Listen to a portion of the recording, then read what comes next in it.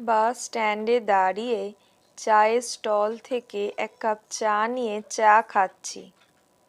প্রতিদিন অফিস থেকে ফেরার পথে বাসে ওঠার আগে এক কাপ চা না খেলে মেজাজটা ঠিক জমে না। হঠাৎ এমন সময় আমার অনতিদূরে দাঁড়িয়ে থাকা একটি মেয়েকে অন্য একটি মেয়ে বলল, "কি রে, তুই রত্নদীপা না? চিনতে পারছিস আমাকে?" রত্নদীপা নামের মেয়েটি খানিক তাকিয়ে উত্তর দিল, "হ্যাঁ সঞ্চিতা, চিনতে পেরেছি এবার। কতদিন পর দেখা।" কথাবার্তা শুনেই বুঝতে পারলাম দুই বান্ধবী। অনেক দিন পর দেখা হলে যা হয় আর কি। ওদের দুজনের কথোপকথন আমার কানে ভেসে আসছে। ওরা এত জোরেই কথা বলছে যে আশেপাশের মানুষজনের কানেও ভেসে আসছে ওদের কথোপকথন। দুজনের বয়স খুব বেশি হলে 28 বা 29 হবে, তবে সেটা আমার অনুমান মাত্র। হাসতে হাসতে সঞ্চিতা বলে, "কেমন আছিস বল? আমি তো প্রথমেই তোকে দেখে চিনতে পেরেছি। সেই কবে স্কুল ছেড়েছি, তারপর থেকে তোর সাথে আর একবার মাত্রই দেখা হয়েছিল। তোর সাথে তো আর দেখাই হয় না, আর তোর ফোন নাম্বারও নেই, তাই কথাও হওয়ার কোনো সুযোগ নেই। তা কেমন আছিস বল? আর তুই কেমন আছিস?" "আমি বিন্দাস। এই তো কিছুদিন আগে অস্ট্রেলিয়া থেকে ঘুরে আসলাম। আমার আবার বছরে একটা বিদেশ ট্রিপ না করলে চলেই না। আমার একার নয়, আমার বরেরও। আর বলিস কেন, আমার বরটা ভীষণ কেয়ারিং, সব আবদার আমার পূরণ করে। এই যে সামনে অ্যানিভার্সারি আসছে, কি কি নেব সব জানিয়ে রেখেছি। এই দেখ না রে, এই পেন্ডেন্টটা কেমন লাগছে? খুব সুন্দর হয়েছে। এই গতকাল আমাকে কিনে দিয়েছে।" রত্নদীপা মৃদু হেসে বলল, "বাহ, খুব ভালো ব্যাপার তো। জানিস তো, বিয়ের আগে ভাবতাম কেমন বর হবে।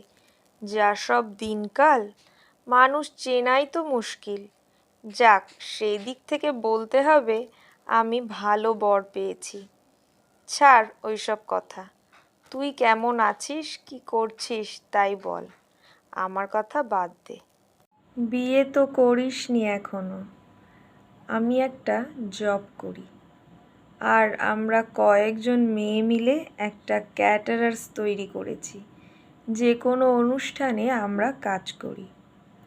এসব শুনে নাক সিটকে সঞ্চিতা বলল, "ইস, ওতে আর কত আসে?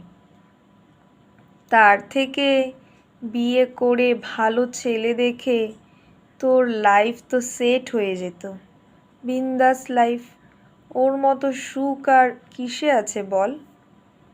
"জানি না কিসে সুখ আছে, তবে আমি সুখী। সে যাই হোক, একদিন আয় না রে আমার বাড়ি, খুব আড্ডা দেওয়া যাবে। শুনলি তো সব, একটা জব করি, তার উপরে আরও কত কাজ, সময় পাই না রে, পেলে নিশ্চয়ই যাব। তার চেয়ে বরং তুই আমাদের বাড়ি চলে আয় না।" "তোর বাড়ি? তোর বাড়ি আবার কোথা থেকে এলো? তুই তো বিয়েই করিসনি এখনো।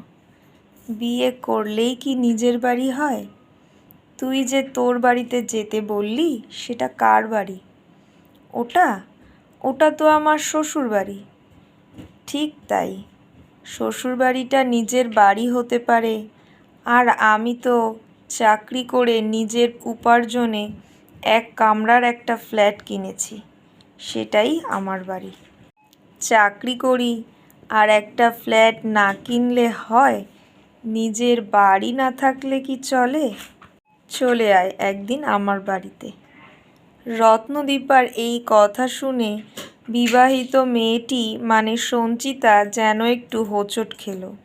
মনে হচ্ছে যেন সে রত্নদীপার কাছ থেকে পালাতে চাইছে। এমন সময় একটি 4 হুইলার গাড়ি তাদের সামনে এসে দাঁড়ালো। দেখলাম কাজটা নামিয়ে একটা ছেলে, ওই বয়স 35 হবে, কি একটা যেন প্যাকেট বের করে রত্নদীপার হাতে দিয়েই চলে গেল। সঞ্চিতা অবাক হয়ে জিজ্ঞেস করলো, কিরে, তুই চিনিস নাকি ওকে? রত্নদীপা হাসতে শুরু করলো। হাসছিস কেন? চিনি তো। তুইও চিনিস মনে হচ্ছে। চিনি, তবে কোনোদিন কথা হয়নি। আমার হাজবেন্ডের ক্লাসমেট। শুনেছি উনি নাকি এখন WBCS অফিসার। তাহলে ঠিকই শুনেছিস, উনিই আমার উডবি।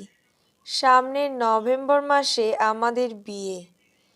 উনিই আমাকে অনুপ্রেরণা দেয় সব কিছুতে। এটাই আমার সব থেকে বেশি ভালো লাগে। মাত্র 2 বছর হলো আমি চাকরিটা পেয়েছি, আর ক্যাটারার্সের কাজটাও অনেক দিন ধরেই চলছে। আমাদের রিলেশন এই 5 বছর হলো। উনি আমাকে বলে, যে কাজটা তুমি নিজেই করতে পারবে তার জন্য অন্যের উপর নির্ভর করবে কেন? তোমরা মেয়েরা দেবী দুর্গার রূপ, তোমরা নিজেরাই তো স্বয়ং সিদ্ধা। একটা ছেলে যা পারে একটা মেয়েও তাই পারে। ততক্ষণে আমি বাসে উঠে পড়েছি। শুধু কানে একটাই কথা বাজছে, মেয়েরা দেবী দুর্গার রূপ, মেয়েরা স্বয়ং সিদ্ধা, তারা চাইলে সব কিছুই করতে পারে। কলমে সরজিৎ ঘোষ, কণ্ঠে ডলি সরকার।